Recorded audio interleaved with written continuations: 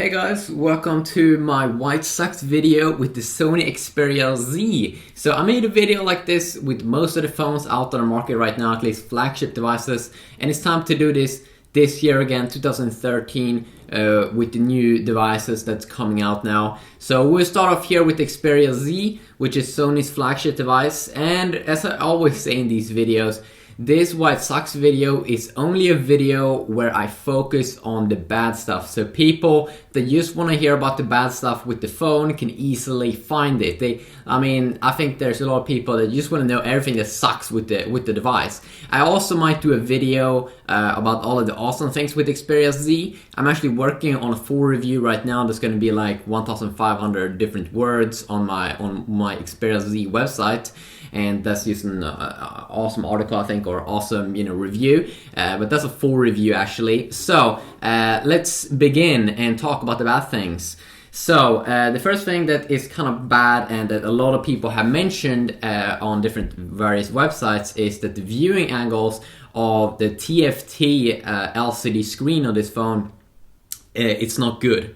At least not if we compare against Samsung's Super AMOLED display that they do have on their Galaxy S3 and their Galaxy Note 2, and also Apple's LED backlit IPS LCD display also performs better in terms of viewing angles, and also Sony's last generation Xperia S flagship device also do perform better in terms of viewing angles, because that one did have a Super AMOLED display, but this one is actually kind of poor.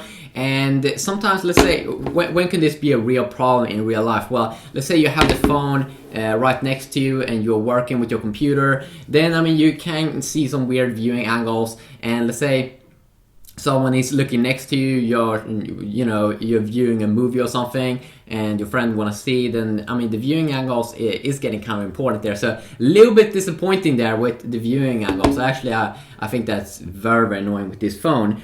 If we continue now, also this is a speaker issue.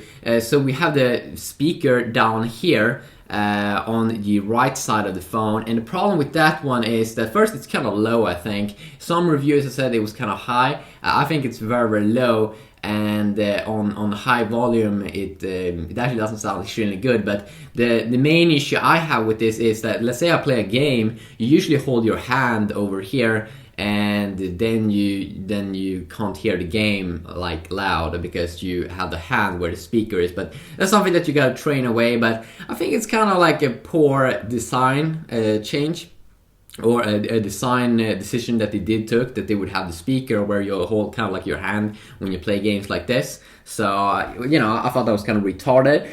Also, this phone is kind of like fingerprint and like dust magnet. Now, when you buy this device, you will see the Sony logo up top. I did remove the Shatterproof little thing up here, so that one did also easily got scratches, so that's why I did remove it. So I hate it that they put the Sony logo on the Shatterproof screen. Let's say you don't want to have that, they should have put the Sony logo on top of the phone and then put on the Shatterproof thing. But this phone still seems to be a little bit more of a fingerprint magnet from my experience, both on the back side because it's a glass back, but also on the front side, compared to my Galaxy Note 2 and some other phones out there. So a little bit also disappointing there.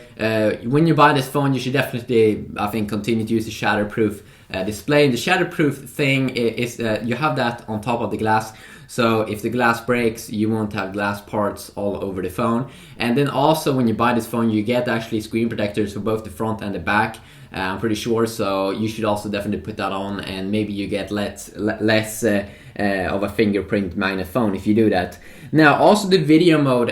This phone is using a 30 megapixel camera. It's using an XMOR RS sensor, bumping up from the XMOR R sensor that they did use kind of like in the Xperia S last year. The video performance is still a little bit choppy compared to the Galaxy S3, and I did check out this Swedroid's review, and they actually did say this, and you could actually see it on videos, that video mode wasn't that good on the Xperia on the Xperia Z's 30 megapixel camera compared to Galaxy S3's 8 megapixel camera. The 8 megapixel camera on the Galaxy S3 actually did provide a little bit more details and also a little bit less of a choppy experience. It's still better than last generation XMR sensor. This is the RS sensor. So that's something also you might want to know. Now also the battery life. The battery is a little bit higher than the last generation flagship device from Samsung. It's 2300 milliamps compared to Samsung's last generation 2100 milliamps. The battery life, Swedroid actually also made a test comparing the battery life, how long you can actually play video on the phone. And even though the Xperia Z has a better battery life, if you just look at the milliamps, it did perform way worse than the phones like the Galaxy S3 that do have less milliamps. So 2300 milliamps, you know, it's not super bad, but it's still not super impressive. And you know, Sony and HTC, they are still not as good, you know, optimizing their software to be so battery life becomes very, very good compared to Samsung from my experience. Now, if you continue on and also look at some other things, this phone could also feel a little bit uncomfortable. Also, I mean, this phone is very big, 5 megapixel screen or 5-inch screen, and then it doesn't have a rounded off design like newer generation Galaxy devices like the Galaxy S3 and the Galaxy Note 2.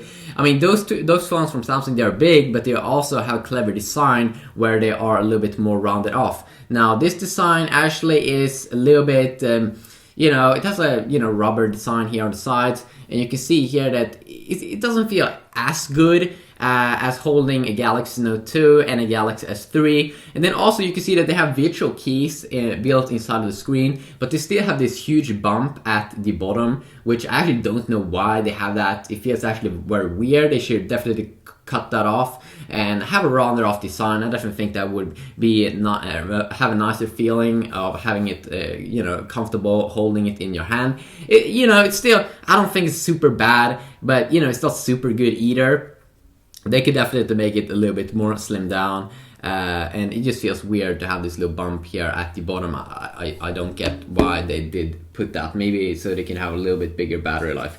I have no idea. Now, also one thing here is that we don't know right now when this phone is gonna get Android 4.2 Jelly Bean. So right now it's having Android 4.1 Jelly Bean. I don't think it's shipping out with Android 4.1.2 Jelly Bean. And this is a flagship device for this year. And we do know, I'm pretty sure we will see the Android 4.2 coming with the Galaxy S4, so it actually feels like you will have to wait a little longer until you will get it on the Xperia Z, because Sony hasn't announced an official update, you know, when this phone will get Android 4.2. So if you just want to get the latest Android, the Samsung's flagship device Galaxy S4 will probably be the best for that. And you can also see that using you know, compared to Nexus 4, that's your stock version of Android. This one with Sony's skin here is using a very, very light skinned operating system compared to, or on top, you know, skin on top of Android compared to Samsung and HTC. So that could be something that you want to check out.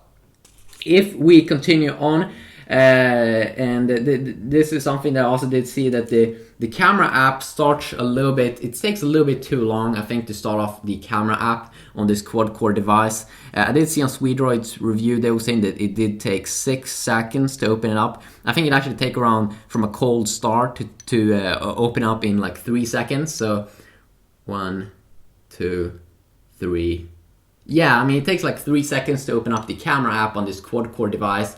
Maybe they should definitely make some software improvements on that, because also the experience here when you scroll like this, it actually did feel better for me when the Galaxy S3. The Galaxy S3 actually feels a little bit more better optimized. So I definitely think that on the software side, they can definitely make some software improvements here in terms of the speed. This is a quad-core device and it should actually do, you know, perform better than the S3, but Sony definitely has some stuff to work on. So this was my quick little video talking about the why it sucks things. Do you know any more things that sucks with this device? Please write about that in the comment section down below, or you can just write your own opinions down below. And remember, haters are gonna hate. Yeah, peace.